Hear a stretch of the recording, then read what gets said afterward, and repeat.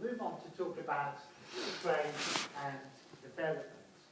So I think all of you would agree that China would never have grown as fast as it had in the last 30 years without being open to trade. So what this has allowed China to do, of course, is to produce and sell a lot more than it could have if it hadn't relied only on domestic demand. However, there's still quite a lot of debate. So there's no question that growth and trade have been positively related. So as China's economy has grown quickly, so has its trade with the rest of the world.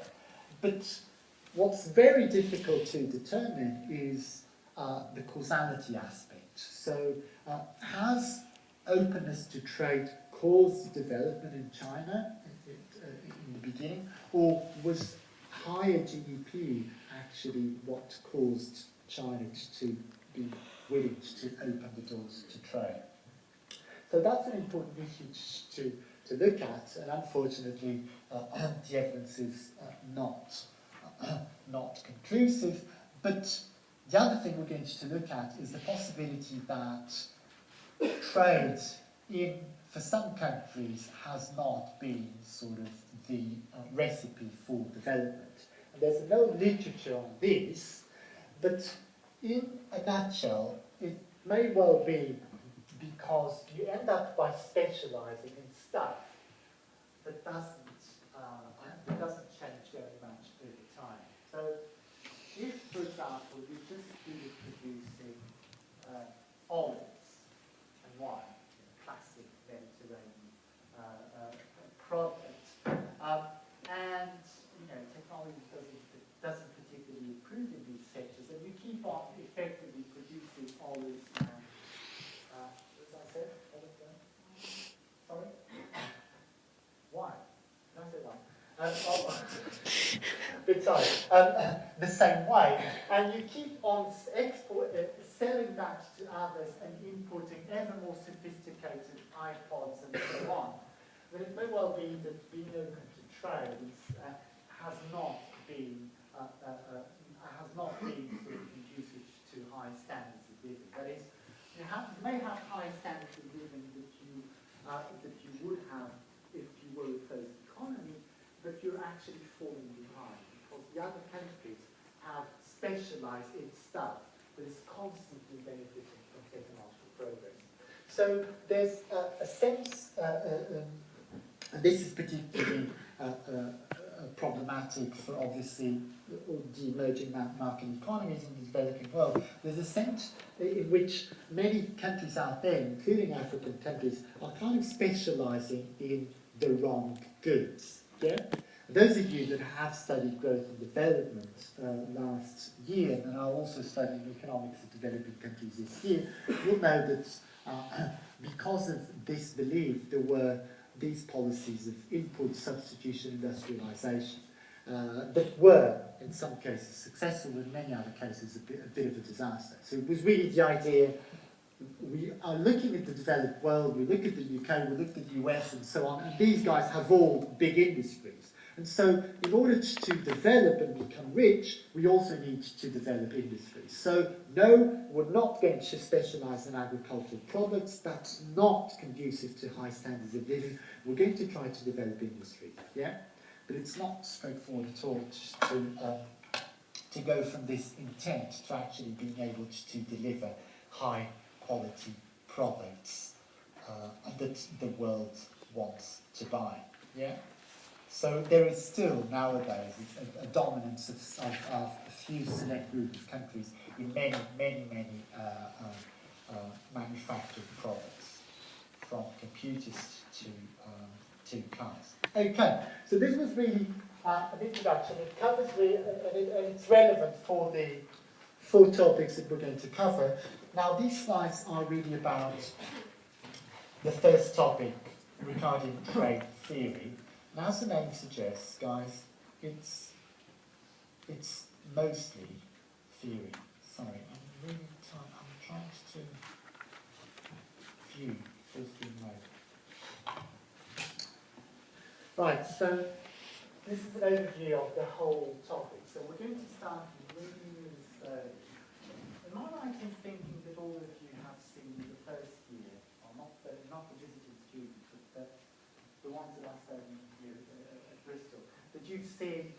idea of retarding comparative advantage, and you've seen production possibility frontiers are lines. Yeah, I think I know. Jervis has taught you that at some point. Yeah? So we're going to start with that very simple model. It's really simple, and I'm going to go over that fairly quickly because it's really, I mean, you read the slides and it's really impossible not to understand. And if you don't, then you always have the textbook to complement the slides. Then I'm going to focus on the stuff that is a bit more challenging, which is this retarding model with more than two goods, and then especially with a continuum of goods. So it's all very well to come up with a theory that focuses on two goods, but when we want to apply this stuff to the world out there, we need to bear in mind that there are literally thousands of products being produced. So having an extension, a generalization of the theory that covers many, many goods is actually very, very useful. Yeah? And then I'm going to conclude the topic by looking at substitute theoretical evidence. Yeah? So what's the basis of retarding theory? Well, it's this idea that we gain from specializing. And this, of course,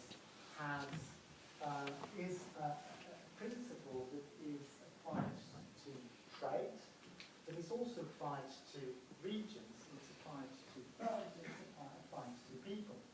I mean, I always like to give this example as an example of huge specialization. If you look at the credits for any film nowadays, there are literally thousands and thousands of people who participated in that film, just an hour and a half. You kind of sometimes wonder, why do you need 10 stunt people? Why did you need 5 hairdressers? Why did you need 25 editors? And it's because these people have specialized so much that they become amazingly good at doing that. And because these guys want to come up with a good quality film, they're going to be willing to pay the services of this very specialized person. So it's about being able to do something very well, selling those services to people, and with the money you earn, you will be able to buy the other 99.999% of things that you really need. The nice thing about this is that, whereas in the past, when people did not specialize that much, lots of people really had to do so-called jack-of-all trades. You had to be able to farm and also to fix stuff and so on. Nowadays, because there's so much specialization, if you're just a graphic designer that can only do things on a computer, and no one would ever need that to survive, but if there's demand from people for your services, and you're going to be able to earn a salary with that, and then buy everything else, which is really the 99.999 that I was talking about %.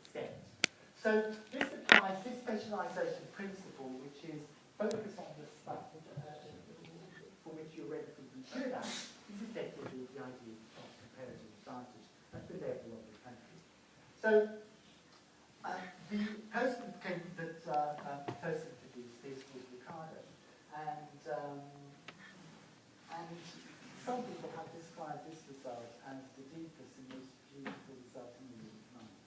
Now, I know you're looking at this word and thinking, there's nothing beautiful about economics. But really, you need to try to find it. So there is lots of beautiful stuff in results in economics. You just need to try hard to look for them.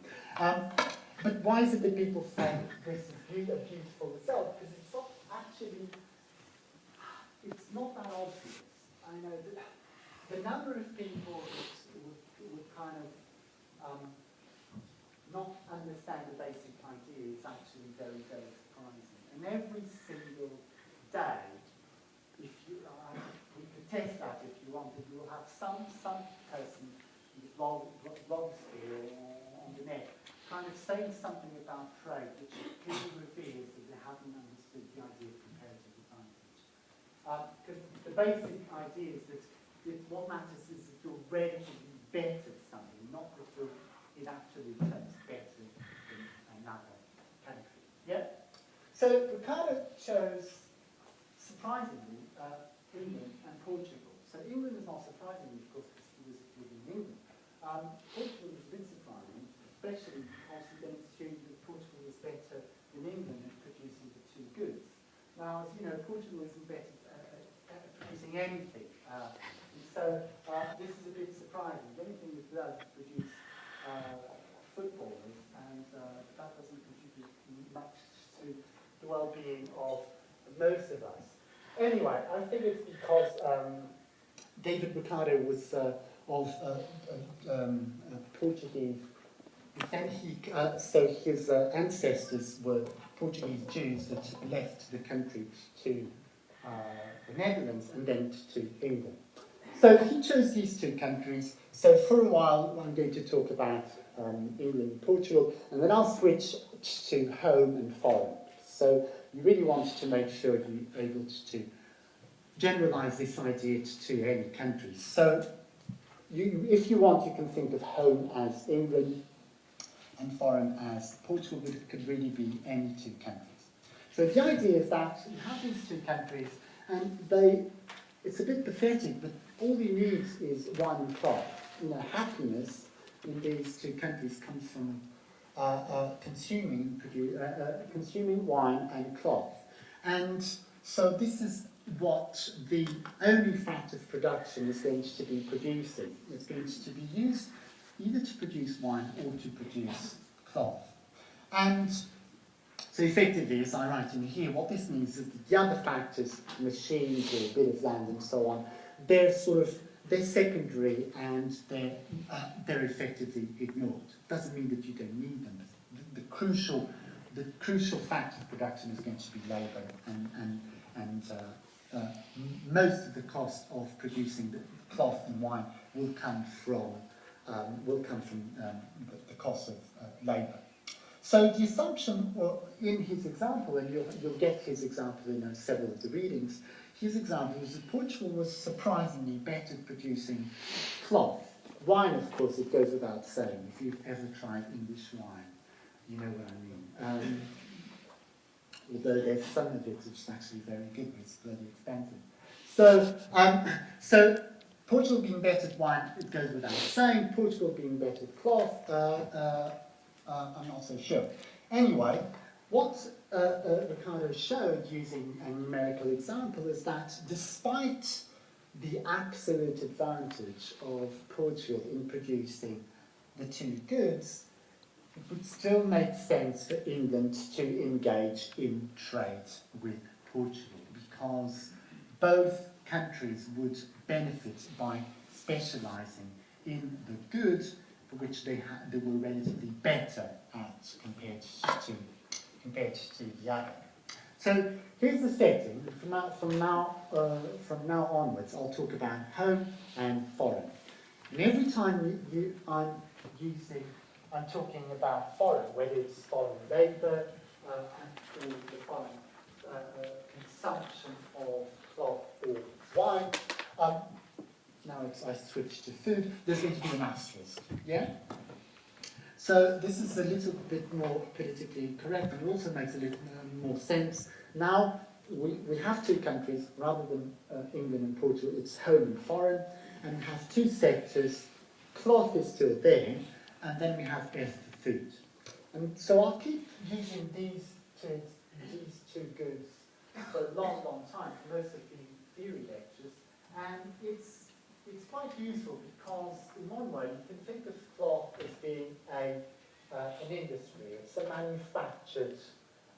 manufactured product, and you can think of food as representing the primary sector. So effectively, it's quite easy, and for those of you that are doing economics of developing countries, it's quite easy to look at this